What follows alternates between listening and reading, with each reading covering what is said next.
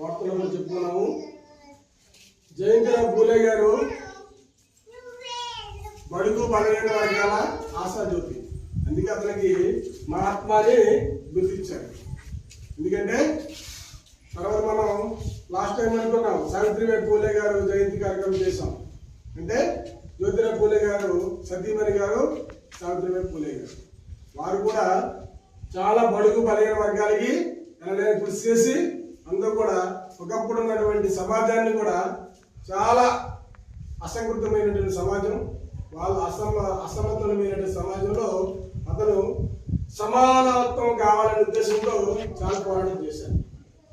కాబట్టి అతను సమాజానికి నిర్మాతగా మనందరూ కూడా ఒక దిక్సూచిగా ఒక సమాజానికి సేవా కార్యక్రమం ఉన్నటువంటి జ్యోతిరావు పూలే గారు బడుగు బలహీన వర్గాల